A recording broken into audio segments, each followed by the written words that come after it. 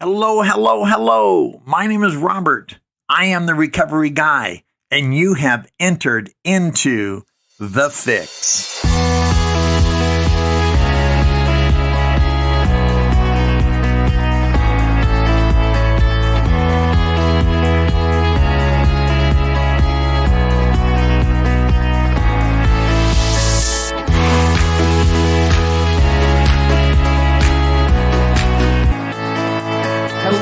Hello. My name is Robert. I am the recovery guy. And I'll tell you, I get so excited to be in front of you and to be with you. I think since I've gone from 2 podcasts a week to 1 podcast a week, I get more anxious because I know I just pretty much have one shot with you. And I'm so grateful that you hang out with me when you can, and you share this when you can, and you subscribe when you can.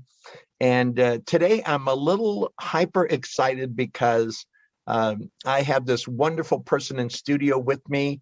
And as you know, even though I like to share, I don't have many guests. I mean, you could probably count them on one hand in my 230 some podcasts, how many times I've had a guest on the show. Sometimes, though, there's a person who is so likable and does such a great service to the recovery community that I just can't resist my otherwise selfish ends of talking all the time myself. So I want to introduce to you someone who's turned out to be a great friend of mine. Matter of fact, there was a coaching client I had who he is now the sponsor of. And so I've actually handed off an individual, for the lack of a better term, to this friend, and he is the founder and the podcaster for a podcast called Reco12, RECO12.com. His name is Justin B, and I'm going to introduce and let Justin just share with you what his mission is. And I think you're going to love this because he and I color with the same crayon when it comes to getting well in a holistic format. Not just tackling the alcohol or the drugs or the pornography or our primary addiction or behavioral disorder, but Justin runs a website and a podcast that sort of speaks to all things. So let me bring Justin in and have him chat, and we'll just have a conversation, and let's see where you fit in terms of Justin's experience as he has walked and been successful in the road of recovery. So, Justin, good afternoon.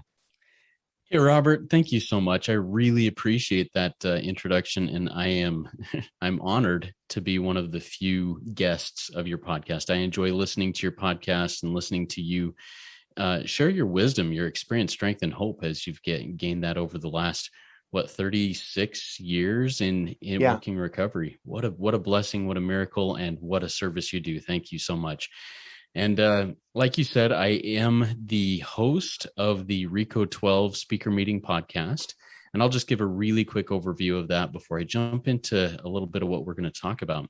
So Reco12 is a service, an organization that we do a weekly speaker meeting, a live weekly speaker meeting on Zoom, where I have a recovering addict with at least 1 year of sobriety who is actively working their steps in the rooms of recovery and, working with others, speak to us on a topic of their choice. And right now we're in the middle of a 12-week series on each of the 12 steps of recovery, which thank you, Robert, for being step 1 and kicking us off on that about a month ago or so, a month and a half ago. And did a great job there. We just did step 6, recorded that today, and looking forward to the rest of the steps as I move on through that. And this organization, I invite recovering addicts from anywhere, from any fellowship, any addiction, any faith background, any nation, to join in and share their experience, strength, and hope, so that I and others can learn the similarities of all addictions. The similarity that the problem isn't the alcohol, the problem isn't the sex, the problem isn't the gambling, the problem is me. The problem is self. So that's kind of a general overview of that. Thank you for letting me do that. I'm excited to get talking here. I once again, I just appreciate your mission and your dedication, and like this morning, I was mowing my lawn and I got that message. So if you want to get a message when the podcast is going live, just reach out to Justin and on his website, and you can actually get a reminder. And so I was in the middle of mowing my lawn, so I couldn't listen live, but I always love to go back and listen to the recordings, because usually about an hour later, you've got it up and going. One of the great things I really like about your live format is, I think a couple of weeks ago with step 4, I was able to ask some questions, because I was able to catch that one online. Great speaker, by the way, on personal inventory. And I was actually able to ask some questions live and have you respond and have your speaker respond. And that was fantastic.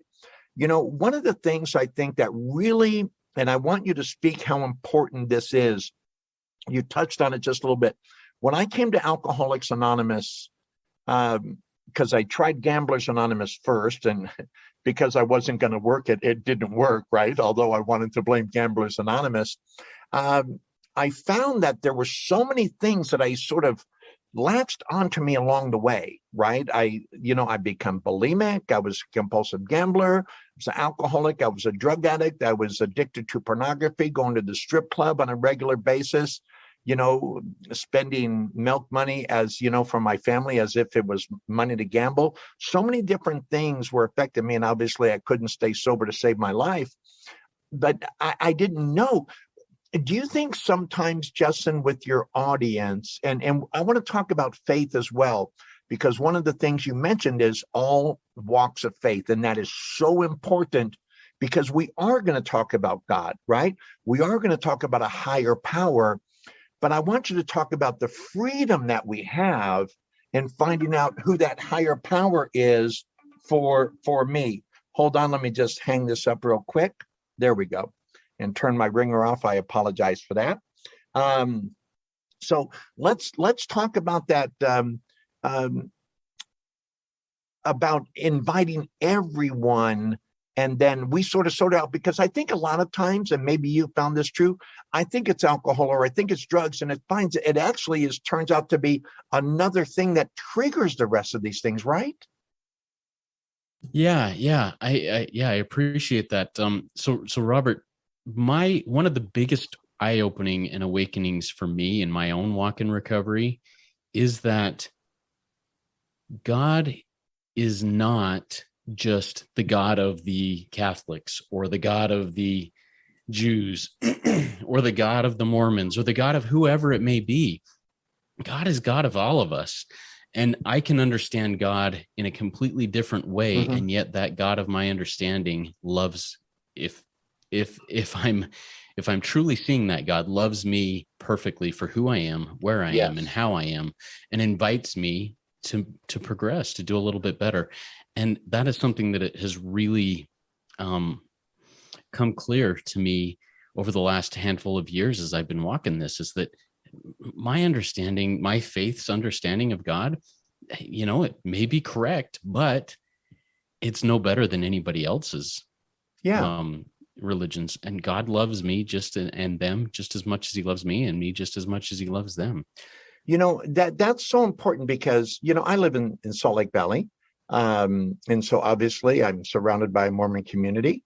I love to go to Catholic Mass because I find it so interesting, and I have a lot of friends involved in the Buddhist network, and so and I am a born again Christian personally. And so, just looking at those 4 approaches to spirituality, I often tell people, and talk on this for a moment, because I think this is so important, because a lot of times it's a stumbling block for people. I tell people, I don't care who your God is, I just care what your God does, right? Absolutely. And what does my God do? Well, I can tell you what my God did before I understood this. I was fearful of my God, that he was going to punish me, that he was going to threaten me with hellfire and damnation for eternity if I didn't behave and act absolutely perfectly, which I'm not going to. I feared, I didn't fear, I experienced that he didn't know who I was, because as I prayed to the walls and ceilings, I didn't hear anything back. And I just felt that way for decades of my life. Now, is that because God didn't exist? I've learned that no, that's not why. It's Mm-hmm. because I didn't know how to or didn't want to Yeah. listen.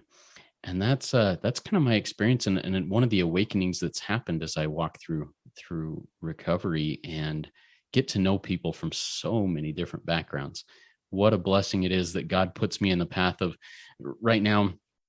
Right now, I'm one of so I have a sponsor in two different fellowships, and the last three sponsors I've had, one is an Orthodox Jew from Mm-hmm. Canada, one was a practicing Muslim from the UK, and the one that I currently am working with in Overeaters Anonymous, which is one of my fellowships that I'm in, is a self-described communist atheist. And yet to hear him talk about God, the God of his understanding, humbles me Yeah. to the core. And what a blessing that has been to work with people from this diverse background in my walks in recovery. I think that's so important. And I love that word diversity because, I just didn't know where I fit. And yet everywhere I went, I felt so out of place and I wanted to fit and belong somewhere. And here, they told me early on, if you're not sure you're an alcoholic, stick around because you'll do till one shows up, right? And so I kept coming back because that's what you told me to do. And one day I was home and here I was with various genders, various sexual orientations, various races, various religious backgrounds, socioeconomic, male, female, all of the different things that make us up. And yet I never felt more at home, yet given the most diverse environment I had ever been in, right? And I say that because I want everyone to understand there's a place for everyone. If a person goes to a meeting, whether it's Zoom or live, and I prefer live, there's an accountability, there's a proximity. I think that breeds healing in ways that social media could never do. But just that feeling of unity, that feeling of, regardless of how different you are from me, the differences between you and me don't matter because the important things, we are exactly alike. Does that make sense? Absolutely. And it speaks to the core of what I believe the core of addiction is, which is the self, the feeling less than, the feeling different than, the feeling other than, even though, and not being able to handle it without the drug of my choice, whatever that drug of my choice may be. And if you're okay, I'd like to share a little bit of my story and how this is developed in my life and how I've eventually come to stand where I stand today, which I'm sure is not the last place I will stand. I look forward to climbing through the rest of my life. I'd love to hear it. So, and I'll just start at the beginning. Yeah. So I was 6 years old. I was a regular 6-year-old kid hanging out in a field behind my house in West Valley City, Utah, where I was born, and playing in an old, a vacant lot with a farmland behind and everything. And I was pretending and catching snakes and frogs and just having a good old time. And I stumbled across a pornographic magazine that somebody had discarded there. And the first image I saw is one that is still burned in my head. When I saw it, I didn't think, ooh, gross, or that's weird, or whatever. It was this alluring thing that just grabbed me and held on to me. And instead of going home and saying, hey, Mom, hey, Dad, look what I found, I went home and I hid it in my closet and never told anybody about it. 4 years later, through that time, my understanding of, not my understanding, but my portrayal of or vision of women drastically changed. They became objects in my mind. And I didn't know what I was thinking or doing. And then when I was 10 years old, a new cool kid moved into the neighborhood and introduced me to masturbation. And that's when the addiction set in. at 10 years old. And I didn't recognize it. I didn't know that, but it was my healing salve for anything that was uncomfortable, or anything that was comfortable, anything that was exciting or depressing. That was my go-to for decades. Now, I never really talked to anybody about it. It was secret. I was ashamed. I was embarrassed. I was whatever. Now, holistically, I'm going to go to a couple of different things. As a teenager, I worked in a fast food place, and I got all the free soda in the world that I wanted while I was working there. And I developed a real taste for Dr. Pepper. I love Dr. Pepper. Love it. But about a year later, as I'm, drinking so much Dr. Pepper, I don't know what to do with it. I'm out with my friends, and we stop at a convenience store, and they are out of Dr. Pepper. And I lose my mind. I start screaming at the poor guy behind the counter because they didn't have Dr. Pepper. I bet they were surprised. Yeah. And I look around at my friends, and they're looking at me like I've grown 2 or 3 heads off of my shoulders, and like I'm the craziest person there ever was. And I had this realization right then: wait, I'm different than others. I know my friends like Dr. Pepper too, but they aren't freaking out like I am. Yeah. And that was my first real grasp, real-time understanding. Hey, I've got a problem here. Well, anyway, so I don't know that I was a Dr. Pepper addict, because when I was able to quit cold turkey, I was probably just a heavy user, whatever. But that was my first realization of, whoa, there's something strange here. Time goes on, and I eventually, at the age of 38, went into the rooms of recovery for the first time. And it was for pornography, for lust, for sex, all of the related things there. And my date of sobriety is June 19th of 2015. I had a relapse after about 1.5 years of sobriety there. But since then, I'm sober, gratefully, one day at a time from that. But as I started coming through the process, realizing the happy, joys, and free, realizing the daily reprieve from the obsession, the compulsion, and the drive, the cravings that I had my whole life, I suddenly was brought once again to the fact that there's something else that's blocking me from the sunlight of the Spirit. And in my step 11 practices, over those years, I was regularly asked by the God of my understanding to address my relationship with food. I was like, okay, I'll just stop eating, I'll eat less, I'll avoid these things, whatever. And I could not. I would binge and binge and binge and binge. Once I started, I wouldn't and couldn't stop. No matter how many times, just like with lust, no matter how many times I woke up today, I will not do this. Well, I'd find myself, eyeball deep in shame and food and popcorn and potato chips and salty crunchies are my thing, and I could not stop. And so I finally was humbled to the point where I had seen that 12-step work miraculously worked for me in lust. Yeah. Why couldn't it in food? And I finally humbled myself to that point, and gratefully I have been food abstinent since December 15th of 2022. Wow.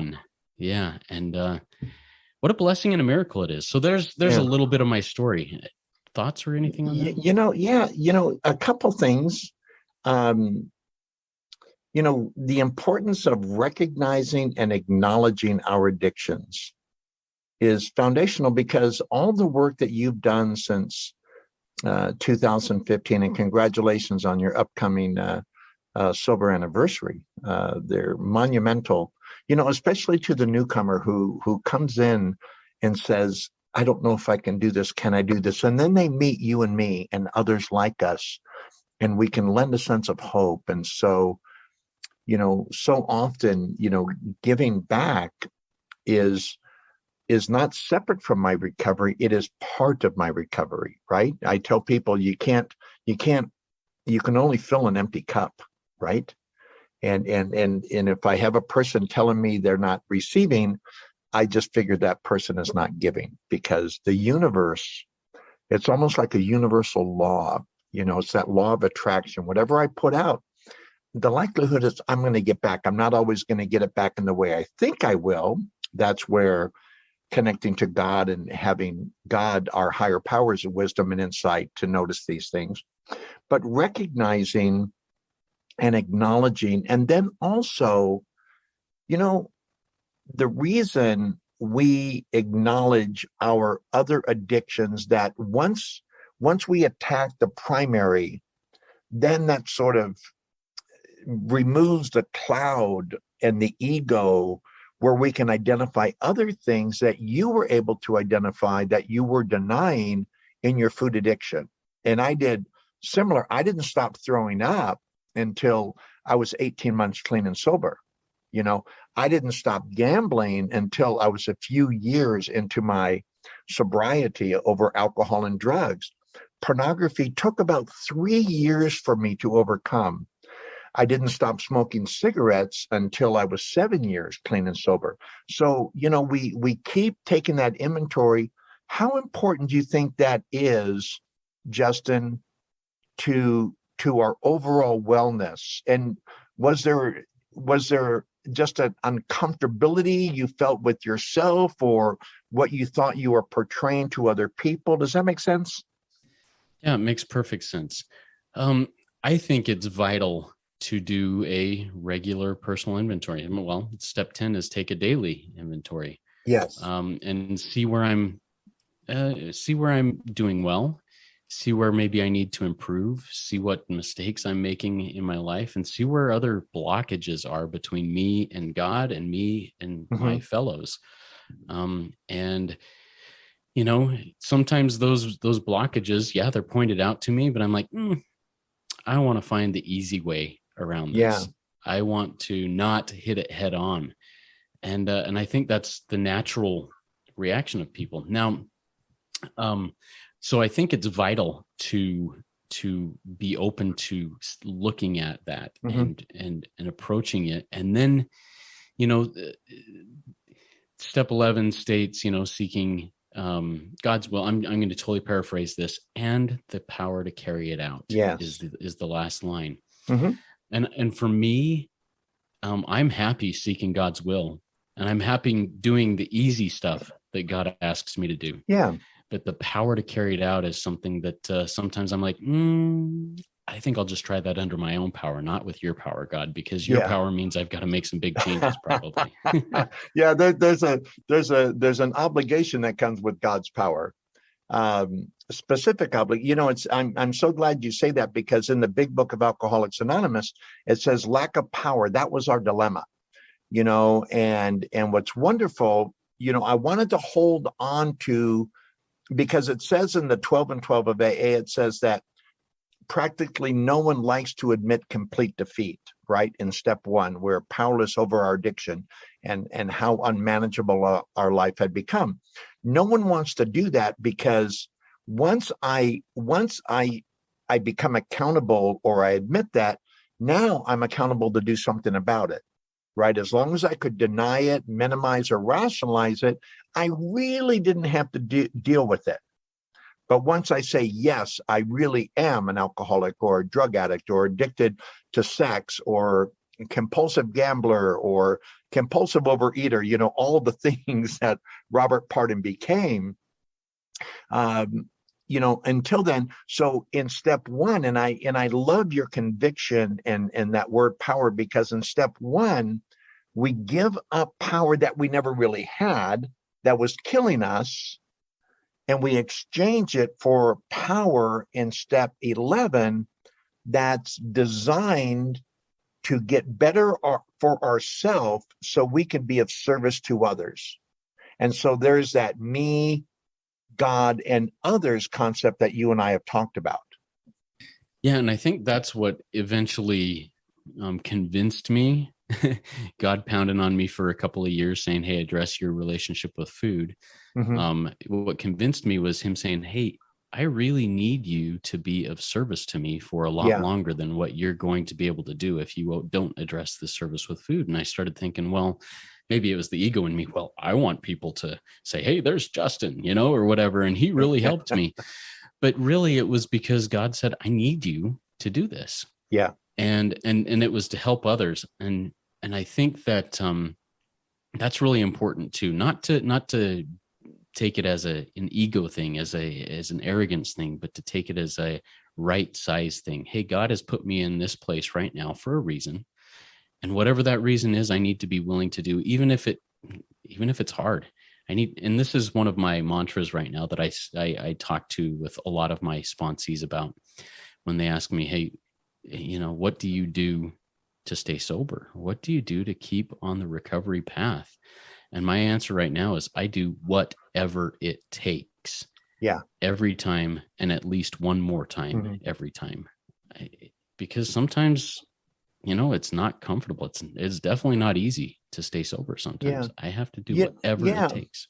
In the beginning, I was uncomfortable all the time because I wasn't sure that I belonged, but I knew I didn't belong anywhere else.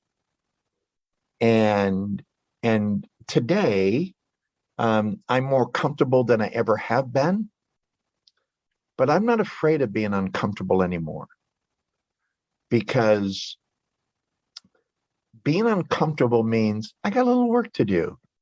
And I know when I do the work, I know how I'm going to feel on the other side. So in the big book, once again, it says, when trouble comes, and I paraphrase this as well, we demonstrate it, we allow God to demonstrate his omnipotence. It's almost like we welcome, that inventory, that, whoa, you're off base here, you're off base there, or there's some pain here, there's some discomfort there. It was only when I denied it that it became a big deal. Now I have the tools. Hey, I notice, why is that upsetting you? Why does that bother you? Whether they're doing or not doing, you need to look at yourself. Go take your own inventory before you take theirs, right? And find out what needs to be cleaned up in your house, because usually, and maybe you find this true as well, the more I push back at something, the more I'm convinced my ego is involved, and I need to take my inventory in that particular area so I can get past it. And I don't invite challenges into my life, things that make me feel uncomfortable, but I'm glad when they occur, because I know how I'm going to feel when I address it, and I deploy God to fix that in me. Does that make sense? Absolutely. And I love that God has proved to me over and over again that when I accept those challenges, those things, that he is sufficient to get me through them, if I allow him to. Now, Robert, you mentioned something just a few minutes ago that I'd love to ask you a question about. You said, hey, I'm more comfortable now than I ever have been. And one of the biggest fears that I've had in my recovery is complacency. And saying, hey, I got this. I'm good enough here to do this. How do you maintain the right sizedness, the humility, but also the confidence to do that without getting complacent? And I appreciate that question, because you know what it is? It's the examples of the men and women who came before me. The most influential people in my life are either living and still working the program, or passed away in their sobriety.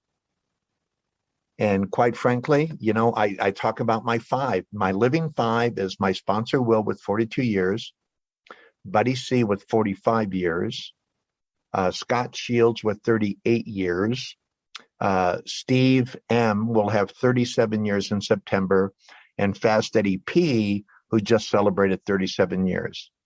And they're still doing the same thing.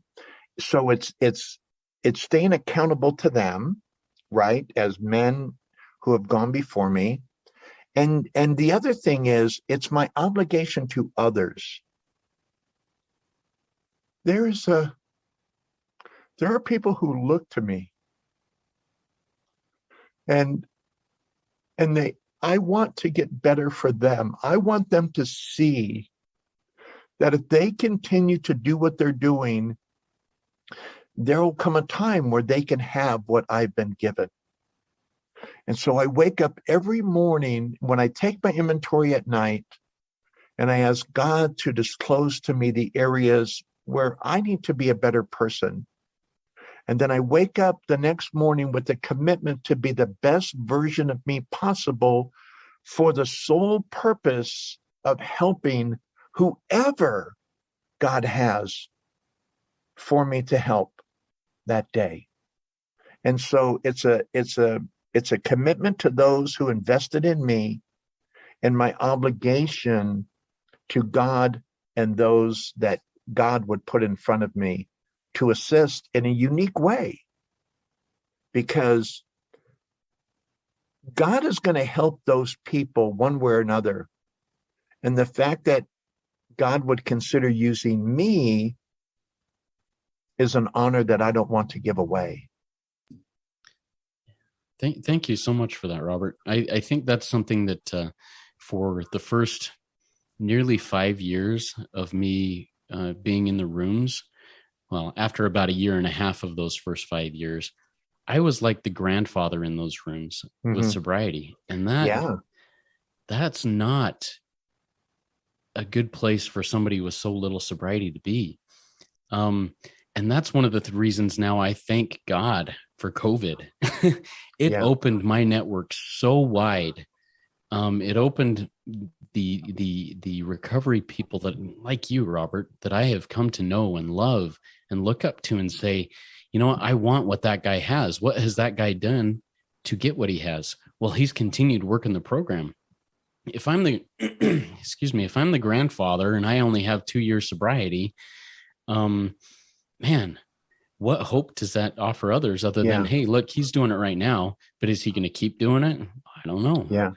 But one of my favorite people in the world is an alcoholic with 49 years sober, and he is my hero, you know, and I just look to him and when we talk, he talks to me about new insights he gains. It's not stale. Recovery is not stale, even at 49 years. And if it's becoming stale for me at nearly 7 years right now, I've got to examine myself and see why. You know, and that's true. You know, we hear an adage, and I'm so glad, and I love cliches. You know, things become cliches because they work. If they did not work, people would have forgot about them a long time ago, and they would no longer be a cliche. So early on, and I heard this on a speaker tape, and they were debunking the adage where the newcomer is the most important person in the room. And we've heard it before, we've said it before. And they said, if that is true, then a 12-step, and because it's a universal truth, 12-step recovery needs it's like a giant furnace that needs new coals just to keep it going, right? He said, the fact is that those of us who are already here, if we don't do the best we can for ourselves, there's not going to be anyone here when the newcomer arrives. And I thought, that's what I want to learn. I want to learn to burn bright so I can be there when that newcomer, when they're wondering if they fit. I can say, I remember I was on the phone with this person who's got 27 days recovery. And she was talking to me about, Robert, all I can do is hide under the covers because I'm so afraid. And you know what, Justin? I remember hiding under my covers. I remember if I wasn't in a meeting, because I was unemployable at the time, if I wasn't in a meeting of Alcoholics Anonymous or NA or OA, I was in my studio apartment hiding under my covers, and I would only come out when I had to turn, back in those days, it was cassettes. When I turned over the cassette to the speaker tape I was listening to. Other than that, I hid, but I don't hide anymore because I'm happy I'm joyous, and I'm free. And I celebrate every day. To this day, Justin, I still celebrate on a daily basis. And today I have 13,132 days of personal recovery. Awesome. And because for every one of us, Justin, whether it's the newcomer coming into the room of recovery, or you coming up on 7 years, or me coming up on 36, the power is in the day. And there's a great poem out there by the Kalidasa, and it's called Look to This Day. And I know you're familiar with it, but it talks about yesterday is but a dream and tomorrow is but a vision, but today well lived, right? And that's what you and I have. We have today well lived makes every yesterday, I forget what is said there, but makes every day just a great look back, and makes tomorrow just something wonderful to look forward to. But the power is in the day. And I never want to lose sight, because I don't have guaranteed to me 13,133. I don't know what's going to happen. I'm in pretty good shape for an older guy, right? I live a good moral life. I don't expect I'm going to get hit by lightning, right? But I don't know what's going to happen. But what I do know is I've got today, right? You have today. We all have today. So let's make the most of today that we possibly can. It's here in Utah. It's right now as we record this, it's 3:45 in the afternoon. I've got about 8 more hours left of this day to be the best version of me. And when I go out and run some errands after we finish chatting, I want to see how kind I can be to other people, because we never know who we're going to come in contact with. And if I can make another person's day better, how much better is my day going to be? Love it. And I also agree with that. I've come to call it recovery capital in meetings. I crave meetings. It's like a bank account. Yeah, exactly. I crave getting to meetings where there are multiple people with multiple years of sobriety who are really working the steps and not just showing up and being there to spout off, about their wisdom, but saying, hey, this is what works for me. And this is how I got there. And I crave those meetings now. And I crave to be one of those people in those meetings that can say, like you said, it works if you work it. So work it. You're worth it, Yeah. So as we get ready to close, Justin, what message do you have for the newcomer who's trying to find where they fit? What message do you have for the person who's been around for a minute? And then most importantly, how can people reach out to you at Reco12? Thanks, Robert. So the message I have for the newcomer is, and it's another one of those cliches, but it works. It's cliche because it's true. Don't give up before the miracle happens. Yeah. And what I love about that, and this is to the person that's been around for a minute, the miracles keep happening. Don't give up before the next miracle happens. Yeah. Because at 5 years, at 6 years, at 6.5 years sobriety, I still see miracles very regularly, at least once a month, and things that I thought, oh, that'll never change. And something changes in me. Something changes in somebody I'm working with. Mm-hmm. And something changes in people when I'm talking to you, like you, Robert, with 36 years, with people like my one of my mentors, Father Bill W., with 49 years. Wow. And they share with me miracles that happen and new insights they gain. Don't give up before the miracle happens, before the next miracle happens, because it will happen. Yes. And so I think that's my message for today with that. Now, how do you get a hold of me? You can go to my website, reco12.com. That's reco12.com. And you can learn about the podcast. You can learn about the organization. You could submit your email address there to get on the mailing list to see when those, to get the invites to each week's meetings, speaker meetings. Or you can email me at reco12pod@gmail.com. That's reco12pod, Pod. gmail.com. And I'd be happy to answer any questions, to, just fellowship with you. That connection saves me every day. Well, that's fabulous. And I really, not only on a brother to brother in recovery, but you really are a wonderful person. I know who you are. And I hope that others can find what you have found. There's such a commonality between us. It says on page 17, we are like the passengers of a great liner when moment after rescue from shipwreck, when camaraderie, joyousness, and democracy pervades the vessel from steerage to captain's table. But unlike the feeling of the ship's passengers, however, our joy and escape from disaster does not subside as we go our own individual ways. The feeling of having shared in a common peril is one element in the powerful cement which now binds us. So we are bound because we are brothers in recovery. And I'll tell you what, man, I couldn't be happier to be bound with people like you who are so committed to your own wellness, because you know that you will have an opportunity to help someone else get well. And what a great mission that is. Thank you, brother. Love you, man. Love you too, man. And thank you for being a part of Recovery Guy podcast.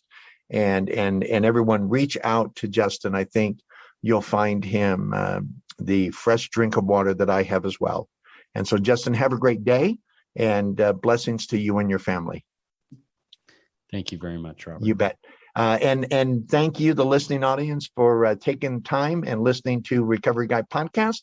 Of course, my name is Robert. I am the Recovery Guy. And remember, we got broken apart, but we get whole together. Be blessed and have a great day.